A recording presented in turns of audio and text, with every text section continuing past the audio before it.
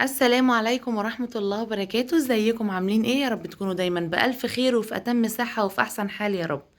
النهاردة يوم جديد وفيديو جديد. لو أول مرة تشوفوني أنا اسمي هبة. لو لسه ما اشتركتيش في القناة يلا اشتركي وما تنسيش اللايك والشير. النهاردة يا جماعة عاملة لكم كده جولة في شقتي كده البسيطة المتواضعة. انا طبعا دي مش شقتي يا جماعة، زي ما انتوا عارفين ان دي شقة حماتي. كل العفش بقى اللي انتوا شايفينه ده ايه بتاع حماتي.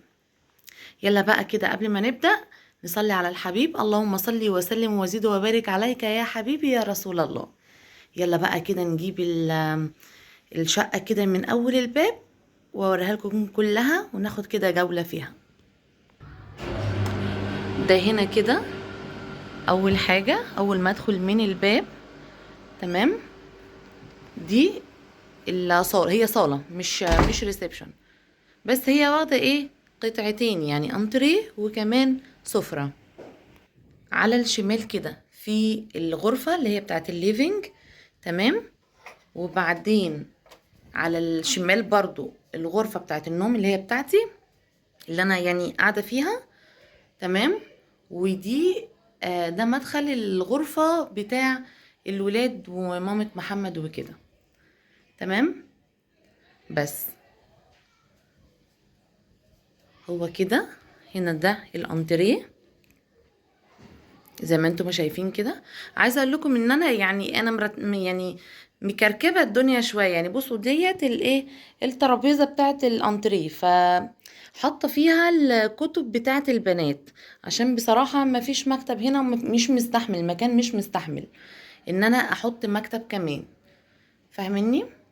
بس وجنب بقى الايه وجنب الغرفه دي بتاعت الولاد المدخل ايه المطبخ. تمام. هي مشكلة الشقة هنا يا جماعة حاجة واحدة بس، اللي هي كلها مفتحة كده على بعضها، يعني ما فيهاش خصوصية تماما. فده اكتر حاجة بصراحة مضايقاني فيها بصراحة يعني. بس بقى هو ده بس. بصوا بقى ال- الجزء بقى ده كده اللي هو ايه بتاع السفرة. زي ما انتم ما شايفين كده شقة كده هادية. اهم حاجة الترتيب فيها، اي ترتيب بيخلي ايه المكان جنة. يعني اي مكان يعني بسيط لو نظيف ومترتب بيكون افضل من قصر يكون يعني مكركب ومبهدل. هنا بقى ايه طبق الفاكهة الصغير ده، ودي الحصالة بتاعة الإطعام بتاعنا، يعني اللي احنا ايه بنعمله أول شهر. كل أول شهر إن شاء الله في إطعام يوم الجمعة بإذن الله. حبيت برضو إن أنا ايه أوريه لكم. يلا بقى كده نخش ايه على الغرفة الأولى بقى، أول غرفة اللي هي بتاعتي. تمام. الغرفة دي يعني عايزة أقول لكم يعني هي ما فيهاش حاجات بتاعتي، تمام، غير هي حاجات بسيطة جدا. يلا بينا بقى ندخل نشوفها. دي بقى كده غرفة النوم بتاعتي. بصوا يا جماعة غرفة النوم دي يعني انا بنام فيها بس الحاجات اللي فيها مش بتاعتي، ان السرير ده مش بتاعي. هقول لكم ايه بس اللي ليا في الغرفة دي.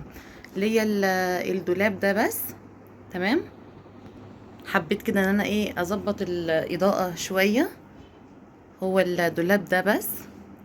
تمام. الكومودينو ده مش بتاعي بس طبعا الحاجات اللي فيها دي اللي عليه يعني على الكومودينو بتاعتي. تمام. السرير دوت بتاع مامة محمد مش بتاعي، ولا الستارة. التلفزيون ده بتاعي. كده الإضاءة أجيب إضاءة كده. ماشي. طبعا بقى حاجات البنات يعني حطينا هنا. الترابيزة دي أصلا كانت بتاعة كمبيوتر، بس أنا استغلتها بقى إن أنا أحط فيها حاجات ليا. تمام. فكده يعني مهم الصب دوت بتاعي، بصراحة ما اقدرش استغنى عنه. ودي تلاجتي، دي بقى تلاجتي انا. بس بقى هي دي الغرفة اللي انا يعني المفروض بتاعتي. هي غرفة كده هادية ونضيفة ولطيفة كده. فايه لحد ان شاء الله يعني ما اجيب غرفة النوم بتاعتي بإذن الله. يلا بقى نشوف الغرفة التانية.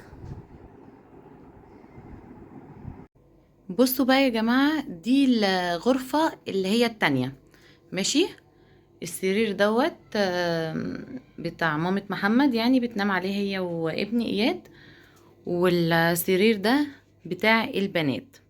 تمام. هي دي الغرفة.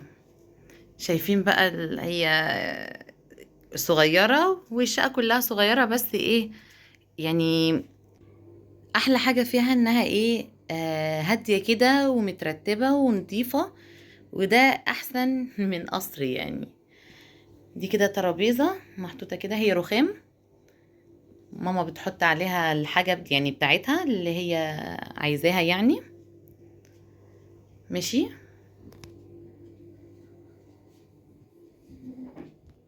وهنا كده الدولاب. تمام. الدولاب دوت بتاع مامة محمد. هي بقى ايه بتحط فيه لبسها وكده. انا ممكن اكون ايه الولاد بيحطوا في الضرفة دي لبس المدرسة. لكن الباقي الدولاب بقى يعني خاص بيها هي. تمام. هنا بقى ده ديب فريزر. تمام. هي برضو حطاه في الغرفة. بما اننا بقى يعني الدنيا يعني مش منظمة هنا او مفيش مكتب او حاجة. فهنا محطوط الكتب بتاعت اياد ابني. تمام. والتاب ودوت استند كده بتاع موبايل. وهنا بقى كده المروحة دي الشبكة بتاعتها عايزة اقول لكم وقعت. والعجلة بتاعت بنتي. ف يعني الدنيا الحمد لله يعني على قدها يعني. بس بقى هي دي الغرفة التانية. ماشي. هادية كده وبسيطة وروحها حلوة، يعني البيت ريحه حلو. يلا بقى ايه ندخل نشوف الايه الغرفة التالتة. بصوا بقى دي يا جماعة تاني غرفة اللي هي غرفة الليفينج. عايزة اقول لكم هي يعني بسيطة كده على قد حالها. ماشي. ليفينج كده على قد حاله.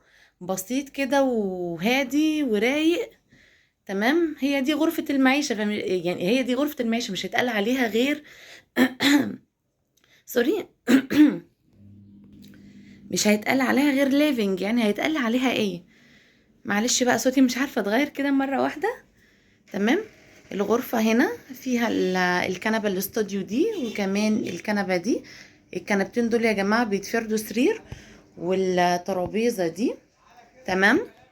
وكمان الدولاب الصغير ده. تمام. هنا بقى عايزه اقول لكم دي ايه جزامه بتاعت مامة محمد. تمام. هي دوب واخده حاجاتها وحاجات بسيطه جدا جدا جدا ايه من الايه الحاجات بتاعتنا. بس بقى كده يا جماعه. هي دي الغرفه وفي كمان الكرسي ده. ماشي. ده يعني برضو عند مامة محمد قديم كان بتاع مامتها وكده، بس هي محتفظه بيه. تمام. بس بقى هي دي غرفة الليفينج بكل تفاصيلها. بس اكتر الاوقات يعني بنقعد على الترابيزة دي ناكل يعني في الأوضة هنا. علشان يعني ايه الولاد يتفرجوا على التلفزيون. تمام. بس بقى هي دي غرفة المعيشة. يلا بقى ندخل نشوف المطبخ، مع اني قبل كده دخلنا المطبخ وعملنا فيه جولة ونزلتها لكم على القناة. بس مع ذلك انا حبيت ان انا ايه اشاركه مع الشقة. زي ما انتم ما شايفين كده المطبخ هادي وبسيط نظيف. دي احسن حاجة يا جماعة. والله لو قصر عايشين فيه او فيلا مش نضيف والله ما يتقعد فيها تماما. بس بيت هادي بسيط يعني مش احسن حاجة بس هو بسيط. يعني كل اللي اقدر اقول عليه ان هو بسيط. بس كده. شايفين هدوء المطبخ. بس بقى هو ده كان فيديو النهاردة، بتمنى يكون عجبكم وتكونوا كده استمتعتوا واخدتوا معايا الجولة وعرفتوا المكان اللي انا قاعدة فيه. بس كده، يا رب يكون عجبكم، واشوفكم في فيديو جديد واقول لكم مع السلامة.